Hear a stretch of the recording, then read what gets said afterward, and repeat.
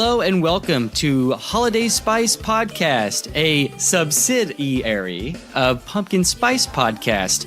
I'm Graham Young, and I'm here with Rob. Rob, how you doing?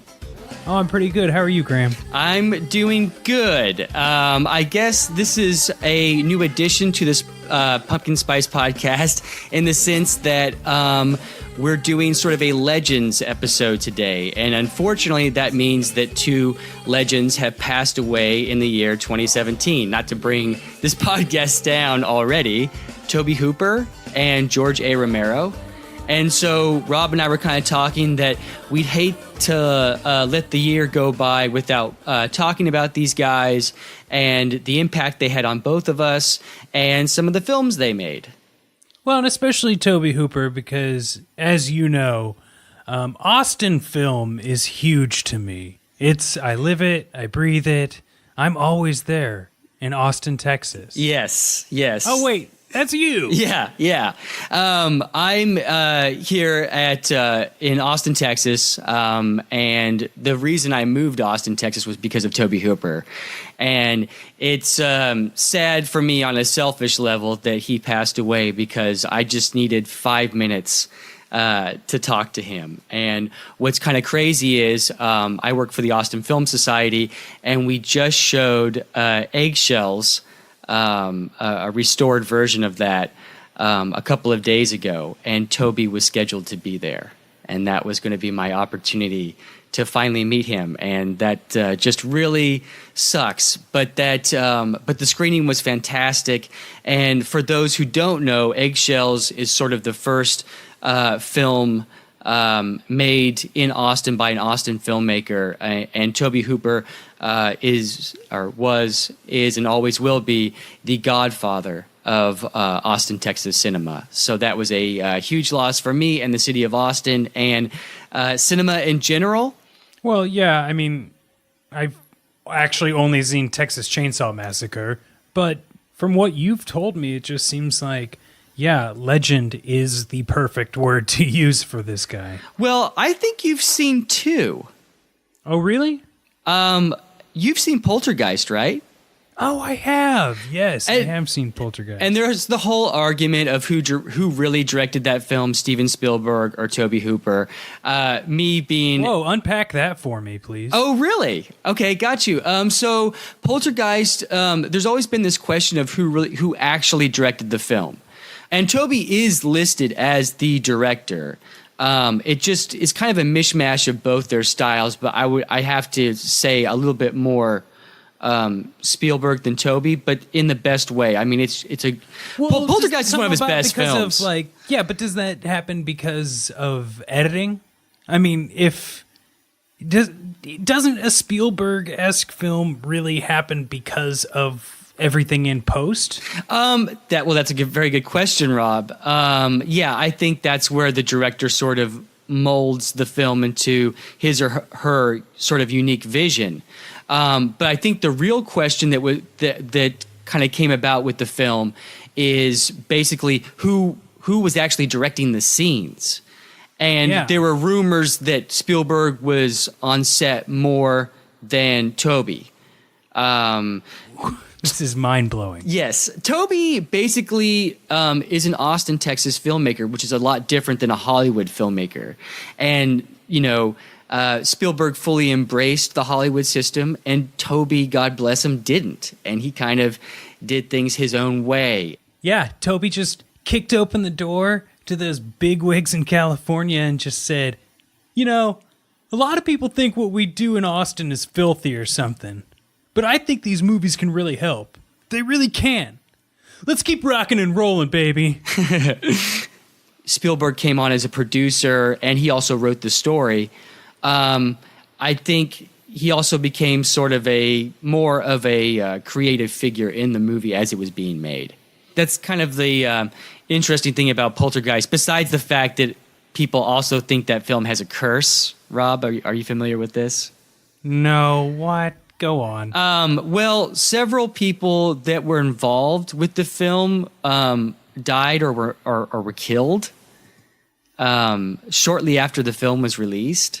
The little girl with the blonde hair passed away after I think they did a sequel to Poltergeist, and the older sister, I believe, was murdered by her boyfriend. Oh my gosh. Yeah, I know. I mean, it's kind of, I don't want to bring the podcast down, but kind of some real dark, kind of twisted stories behind Poltergeist after it was released. So that's almost as creepy as like the story to the person who was in The Land Before Time. The Land Before Time. One of the voices of the dinosaurs, like father killed the mother and her and then burnt the house down like 3 months before The Land Before Time even came out. Oh man, I did not know about this. Yeah, I've been helping my friends on another kind of film related podcast called Fairy Tale Problems, and it's they're talking about The Land Before Time on the newest episode, and whew. Oh wow. Yeah. That's great. Well, Rob, you know probably the most famous one from The Wizard of Oz, right? Is that real though? Yeah, okay, so like I guess now I haven't looked at this in years. It's probably been 10 years since I've even like looked this up. But supposedly an extra hanged himself in the background. Yeah, I heard about that too. And I don't... Listeners, please write in and let us know. We've got a closed group on Facebook. We need to know what's rumors and what's truth. Exactly. If you know the truth, let us know, man. We won't tell anybody. We'll keep it a secret. No, that's why it's a closed group. Yes, exactly. We make sure only the goodies get in, none of the baddies. Yeah, and you got to answer the questions honestly and not as a joke if you actually want to get in, because people are really talking about this stuff. Yeah, exactly. We've had like 7 people trying to make fun of us in those answers, and I'm not letting you in. Oh my gosh, pranksters. And you know what I have to say to that? What's that? A lot of people think that what you and I are doing is filthy or something. But I think that these podcasts can really help. They really can. So let's just keep rocking and rolling. Exactly, Rob. And thank you for teaching me karate the other weekend. I mean, karate. Oh, man, Rob would kill me if I heard me saying it wrong. Anyway, I digress. But here we are talking about Poltergeist, Rob, when sort of the definitive movie from Tobe Hooper is Texas Chainsaw Massacre, which you just watched for the first time a couple of days ago. So... yeah, I realized I had only seen clips. I thought I had seen it, but I was like, I need to sit down and watch this from beginning to end. And it's true. I had only seen the clips, and I enjoyed it. Okay. I consider it the greatest American horror film ever made, and definitely in the running for greatest horror film ever made, period. But what are your big takeaways after just watching the film recently? That some of the like shots and the angles and just they let the scenes breathe, you know, like it wasn't a whole bunch of stuff like jammed in, not tons of information. It was like, here's this amazing shot that's maybe a little bit long, but I like it. I liked the lighting. The story is actually pretty funny, as scary and creepy as that is. Yeah, it's a movie about a family. Yeah. And to me, you know, Texas Chainsaw Massacre was always sort of about the industrialization of the South, where you had a family that worked in a slaughterhouse that, you know, whacked cattle over the head with a mallet every day, you know, for like 30 years. And once they brought in machines that would do that, well, this weirdo family was out of a job and they just went, you know, crazy out in the middle of nowhere, South Central Texas. That makes a lot of sense. And I don't want to like share off that this is a comedy. Oh, it was hilarious. No, because there's some like truly disturbingly creepy scenes in it. One of which being where the main character's finger gets sucked by what you thought was a dead man. That's one of the best things I've ever seen on film. That just truly made my skin crawl. Yeah, it's such an effective movie. I mean, it must have been terrifying in 1974 when it was released. It's terrifying in 2017. And I've told this story many a time. I'm going to tell it here on this podcast because I don't think I've ever told this story on the podcast. But when I was a kid, I was probably 11 or 12. My older cousin showed me Texas Chainsaw Massacre, thinking it was really funny to show it 11 or 12-year-old that movie. And it scared the shit out of me. And my mom found out about it, and she kind of went through the roof. And I told her that I wanted to move to Austin, Texas. And she said, why on earth would you want to move to that city where that film was made and or takes place? And I said, that there was a production meeting, and all the producers and filmmakers sit around a table, and they all had copies of a script for Texas Chainsaw. And they all looked at one another and said, yes, let's make this movie. And it didn't happen in New York City. No offense, Rob. And it didn't happen in LA. It happened in Austin, Texas. And I think it's just such a unique movie. And there's really nothing else like it. And if you haven't seen Texas Chainsaw Massacre, do yourself a favor, pay tribute to that man, Tobe Hooper, and go out there and watch it. Because I'm telling you, it's a wonderful picture. And according to Tobe Hooper, Rob, the movie is about sunspots. Really? Because I had to work on a freelance interview that someone was doing, and this genius guy that came in, he was talking about cycles and how he could calculate the stock market due to cycles, and then he starts getting off on sunspots, and it was it affects everything. And I was just jaw dropped because I couldn't tell if this guy was fucking with us or not. But Texas Chainsaw Massacre is about sunspots? According to Tobe Hooper, God, I guess. I don't know. That's all I have to go off of on that. I'm sorry. I should have done my homework. No. I am going to. I'm going to be looking this up, Graham.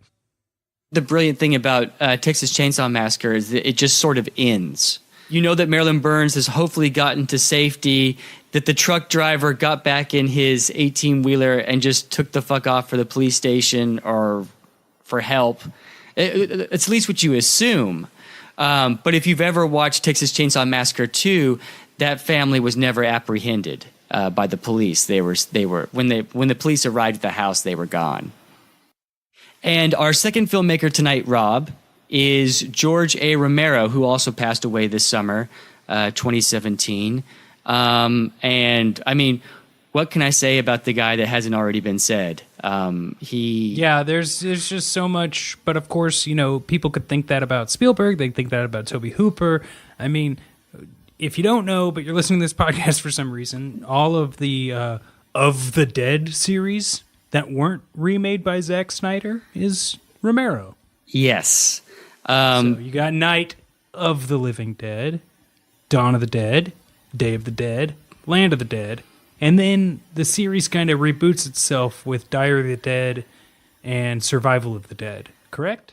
That's correct. Those are not my favorite films of his. No. But if you're a diehard Romero fan, you should definitely check those out. I think the original trilogy is they're perfect films. And also Land of the Dead is pretty good, but that original trilogy is fantastic. But my favorite film from George A. Romero is none of those. Which one is it? It's this movie called Martin.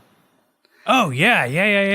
And Rob, have you seen this movie from 1978? I haven't, but I was just looking it up. Okay, gotcha. Martin is great. And look, George A. Romero made several masterpieces. Again, the Dead trilogy. But Martin is just such an interesting and really kind of a melancholy film about a boy. Graham, you're showing your bias by keep calling it the trilogy. Well, okay. Land of the Dead is part of those movies. It is. And it is very important as a bookend. It is. Although it was 20 years later, it what's his name? The main zombie big guy or whatever. That shows how far the learning goes. That's true. But Land of the Dead, and I think you can agree with me on this, it's a damn good movie. Some might even say it's solid, but it's not a masterpiece.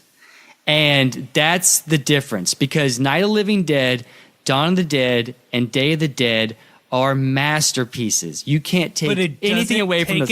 But it doesn't take it out of it being part of that universe. We're- So it's not a trilogy. Damn you, Rob. We're American. We work in trilogies, you know. Sad. Yeah, 3. Rule of threes, my friend. Exactly. That's what we're talking about. But no, I'm not shitting on Land of the Dead. We're gonna have a whole Land of the Dead is not bad discuss. Like that's true. That's gonna be the entirety of our conversation. But no, Rob, you're right. I think you won that debate because it is Ding ding. But then you'd have to count the rest of those films. No, because Diary and Survival are a reboot. They go back to okay, I guess you're right. Yeah. Yeah. And they suck. So well, Rob, you know your George Okay, A. they don't Romero suck, films, but- man. A tip of the hat, my friend. Well, I mean, here's the thing. I got a tattoo from the comic books, The Walking Dead, like years ago, like before television was even a thought for this comic. So all of my like zombie research pretty much came after I had decided I wanted to get the tattoo because I liked the comic book so much. So it's a weird backwards rationalization for my fandom. But then that would make you, I mean, if you have a zombie tattoo, that automatically makes you kind of a zombie expert, you know, a zombie aficionado at least. I mean, if I had any zombie questions, I would go to you. Rob, let me ask you a question. I said that Martin was my favorite film, but what is your favorite George A. Romero zombie film? Dawn of the Dead is really good. Day of the Dead, I mean, God, they're... I know. It's hard to pick one. I'll probably just say Night of the Living Dead because I think it's really important. I think it's awesome that the lead actor was a person of color because they were the best actor for the job. Yes. And at a time that was a questionable move, as shitty as that is in our nation's history. I love that it's in black and white. I love that it just kind of created this new mythos. So it wasn't like, a witch doctor has turned someone into a zombie. It's like, no, something has happened with radiation and a satellite, and now everyone is infected, and it's scary. It's fantastic. And here's the big... Hey, can I say one other thing, though, real quick? Yeah, sure. A lot of people think that zombie films are filthy or something, but I think these movies can really help. I think they really can. So let's just keep rocking and rolling. The big takeaway from Night of the Living Dead is that the whole... Look, the book I Am Legend from 1954... Oh, yeah. Sort of played around with the cannibalistic aspect of a zombie. But they were all vampires, right? It was cannibalistic vampires and not zombies. The cannibalistic aspect of zombies didn't exist until George A. Romero, 1968, Night of the Living Dead. What an incredible guy. So, like, Dawn of the Dead is consumerism, right? Yeah, American consumerism, Do you fall into this sort of idea, or do you think it's actually just, fun zombie movies? No, I think that George A. Romero is an incredibly intelligent person. Now, he said that he never intended Night of the Living Dead to be a statement on civil rights movement, but it became that. And it became that in the editing process, and I think... maybe subconsciously. Well, it's good. I think it's pretty awesome that he started making that, and it, like you say, could have been subconscious. And then in the editing, it's like, oh, we really have a chance to tell two stories here. Yeah, one on the front of the page and one in the subtext. George was an incredibly intelligent person, and I think he was always sort of beyond doing just a horror film. He made. He did, social commentary, and no one did it better than him. Dawn of the Dead was American consumerism, and Day of the Dead, which is my favorite of his zombie movies, is about the military-industrial complex, and it is a wild film. Rob, what are your thoughts on that? Well, and I actually want to say that, like, as much as I like that, Land of the Dead, I think, is pretty incredible in the sense of, like, the class struggle story, although that one's a little bit more beaten over your head. A little on the nose, and that's my only problem with Land of the Dead, because the filmmaking style that George A. Romero brings to the table, it's the same as the other zombie films. I mean, they use animatronics for the zombies. They look amazing, really good practical special effects. It's just the message is really heavy-handed. Yes, that's what I was trying to say. And if you can get past that, it's a great movie. It's a solid movie, but it's not on the level of the original trilogy. Well, now I'm going to put you on the spot here, Graham. Okay. Can you just explain to me and the listeners maybe an example of where Land of the Dead is heavy-handed, but Day of the Dead is a little more subtle? Day of the Dead is a wacky movie, and it knows it, where Land of the Dead is a little self-important, especially with its sort of message of the main one is immigration, right? Sure. And the class warfare. I guess maybe they're just the Dennis Hopper character that owns the building, and I think he says some derogatory things to John Leguizamo because he's Hispanic, and sort of like, oh yeah, and he's racist too, and he hates poor people. I mean, it's just a little too much for me. What are your thoughts? No, I'm right there with you. I just it's been even longer since I've seen Day of the Dead, so I wanted to just get your vibe on that. Well, Day of the Dead, like I said, is just wacky and insane, and it knows it. It's just this weird ass sort of half remake of Frankenstein in a way.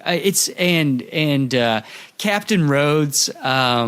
God damn it, I cannot remember the actor who plays Captain Rhodes, but he is amazing. When he's on screen, you just cannot take your eyes off of him, and he's hilarious. He's frightening. It's just a balls to the wall, insane, batshit movie that you got to check out. It's a damn good movie.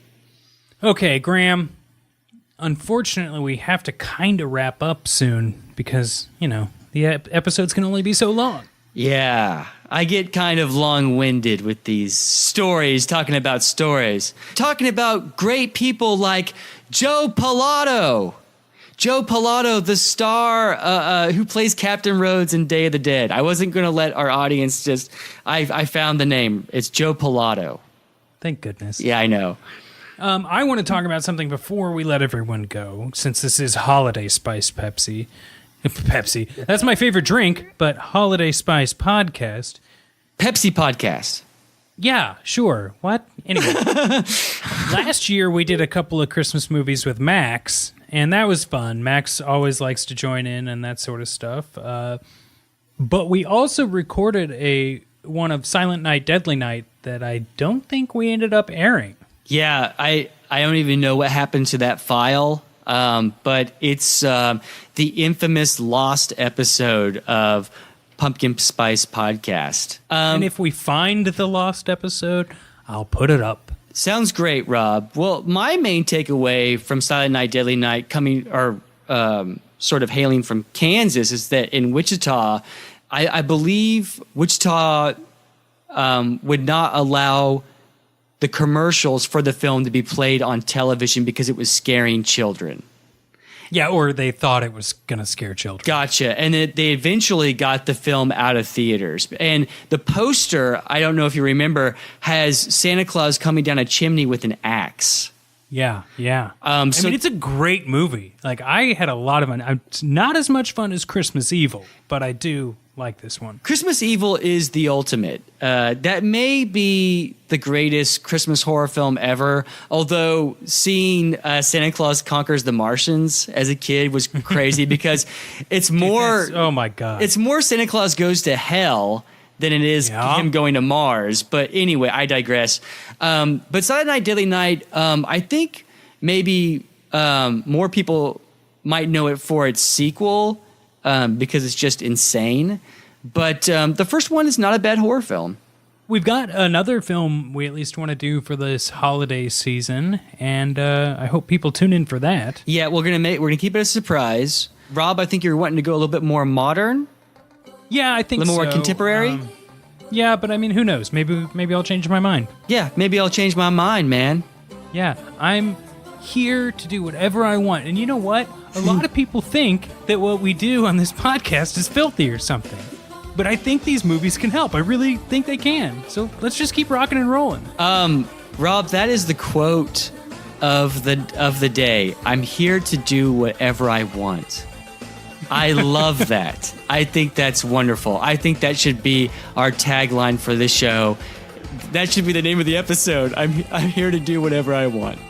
All right, Graham. Well, I'll catch you on the next episode. All right. Until next time, Rob.